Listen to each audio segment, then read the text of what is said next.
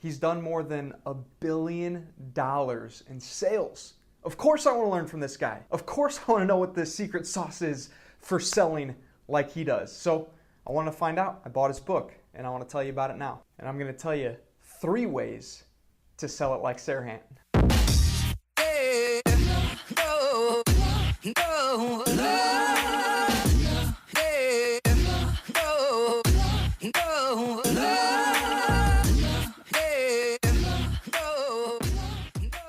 Hey, I'm JJ Peller, personal development trainer and life coach, and welcome to my YouTube channel. I'm very excited that you made the choice to check out this video because what you're going to find is if you're ambitious and excited and enthusiastic about creating more sales in your own business, this is a great place to learn about how you can do that. Now, no, I'm not specifically a sales trainer, but as part of any business, our goal is how can we sell more of our products and services to reach and serve even more people. So something I'm constantly doing is figuring out how can I be better at sales? How can I better market and sell the products and services that I have so that I can impact even more lives at an even deeper level? So that's why I picked up a book called Sell It Like Serhant recently and read through it, and it is phenomenal. There's so much to this book. There's so many golden nuggets. Literally, I have hundreds of different highlighted points in the book.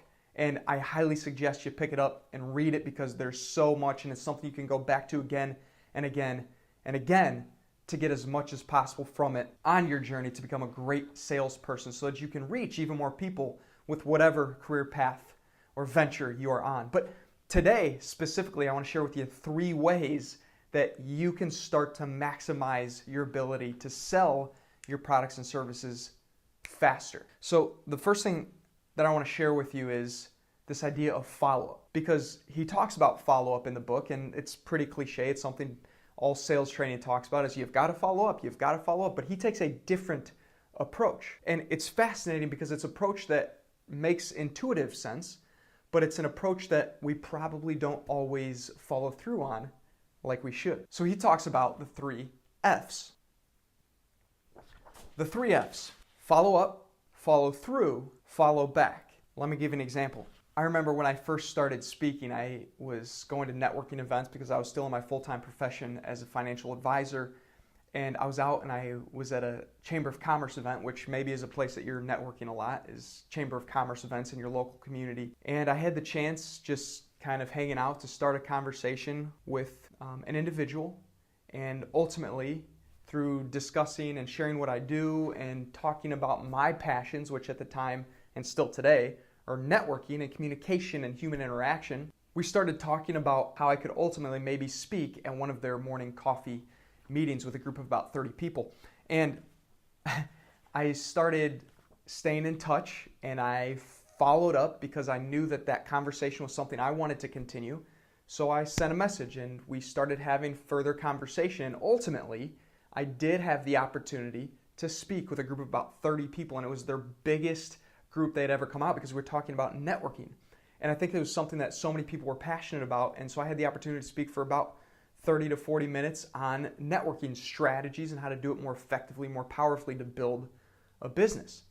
And it was so fun, it was exciting, I really enjoyed doing that talk, but the thing I had to do was follow through, which was the part of delivering the talk and giving as much value as I could during that talk. So the fact that I followed up after we initiated a conversation, that I followed through by seriously delivering great value for those who attended, was phenomenal. And it could have stopped there, right? Follow up, follow through, that's great. You've delivered your service, your value, whatever it is that you're trying to set out to do. But the way that you can create even greater opportunities for yourself and for the people you're trying to serve is to do the 3rd F, follow back. And following back can mean a lot of different things. As an example, it could mean just sending an email, sending a message or a text, or getting a phone call out there every once in a while to stay in touch with this person that you've already served, or the group you've already served, or the business or company you've already served. But the other thing is to follow back, and this is what I do, to follow back in terms of continuing to create great content. Now, I'm sure you've heard of content marketing, but it's really the idea of creating content that's free, that people can access, that they find a ton of value in. So It can be making social media posts. It can be doing LinkedIn posts. It could be writing articles. It could be writing a blog post. It could be doing YouTube videos. It could be doing videos on any platform. The idea is to continually create content that can serve the people that you're either trying to serve in the future or have already served in the past. And this idea of follow back comes into play when the people you've already served are still seeing your free stuff, your content, and they're getting value from it. Because here's how that kind of follow back allowed me a new opportunity, an opportunity to actually earn thousands of dollars speaking. Because I was on this path of wanting to do professional speaking, or at least getting paid to speak, even if it wasn't a full-time career. I wanted to find a way to make it a thing where I could generate an extra income and revenue from. And because I had served and delivered, did the follow through with my services by speaking for free at a Chamber of Commerce event, I then had the opportunity to follow back by continually creating content in social media and with my newsletter. And this individual who I had already served value to by showing up and doing a free talk for, connected me to someone who needed a motivational speaker for their annual company event. And because I had done a great job following through, but also following back by continually creating content that served this person, she made the connection to me, to the individual who needed to hire a speaker, and his business had a budget to bring someone in. So ultimately, because I followed back by continually creating content, it allowed me the opportunity to open a door into a paid speaking opportunity. Actually, one of my very first paid speaking opportunities, and I earned $2,000 for doing a 2-hour training seminar. And I tell you that because for the most part, many of us think, well, if I do this free thing or I do this low-cost thing, it's not going to turn into anything. But if we follow back, it will. If we follow the 3 F's, follow up, follow through, follow back, it can turn into revenue, that turns into more revenue, that turns into more opportunities, that turns into even greater sales that we can create in that process. The second point that I want to extrapolate from this book that I want to share with you and give my own spin on it is this idea of talking to strangers. Now listen, I know when we're growing up as kids, we're taught never speak with strangers, but the fact is, it's not stranger danger, it's stranger sales. We have the opportunity to create more sales when we speak with strangers. Let me go back to this example that I just spoke to you about in terms of the 3 F's. So this is what happened, and you heard it when I first started this story. I started a conversation with someone that I did not know at this networking event. Now, I understand for most people, this is one of the scariest things to do, is start a conversation with a total stranger. But what I want to encourage you with is, what you realize from that story I just told you is, it ultimately led to thousands of dollars in sales. And who knows what's going to come from it even further, because I'm continually following back by creating this content that I know the people that I've already served are seeing and are receiving that value ongoing. And it all starts and stems from this place of starting a conversation with strangers. And what we have to remember is, at some point we tap out our network of people that we already know who have bought or used our services, and that's great. That's great that we can serve the people we already know. I love when we can do that. But we also have to remember that if we truly want to drastically grow our businesses, we have to realize that there are other people out there that are going to have to be our clients and our customers, are going to be buying our products and services and hiring us, our teams, our companies, to provide them and their companies value. And what I have to remember all the time is that strangers can be your next best client. A total stranger can open up the next greatest opportunity for you. A total stranger can be the person that makes the introduction to your next big sale or your next big client. The next great opportunity for you to join a new team, to jump into a new company's culture and environment, and to have those new and unique chances in life that are just full and enriching and exciting. It's those strangers, the people that we've never met before, that we don't yet know, that can truly create richness and joy in our lives for so many reasons, whether it's to make a sale or to have a new friend, to have a new relationship, to grow more relationships, to get connected to a cause and a mission we care about. It's strangers who hold the key to our newest, next opportunity.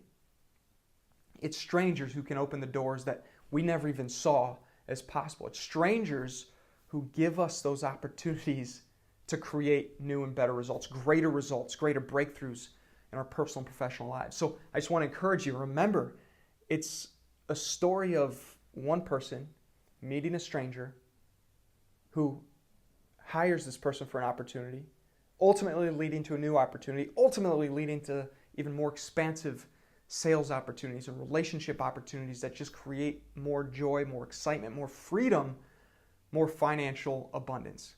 And I'm telling you, I can promise you, the more often you're willing to open the door to conversation with a total stranger, the more often you're giving yourself the chance to open the door to extraordinary new opportunities. Last one. Planet confidence.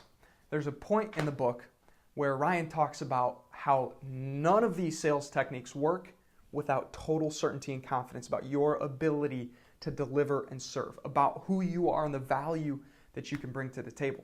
And I absolutely agree. If we don't have the confidence to believe that we can make a sale, if we don't have confidence to believe that we can step up and speak and deliver our message or our product or our service to another individual or another company, we're not going to show that person or that company that we're pitching to, that we're trying to sell our ideas and products and services to, we're not going to convince them that they need it, that we can help change their lives, that we can help transform their business, that we can help grow their business.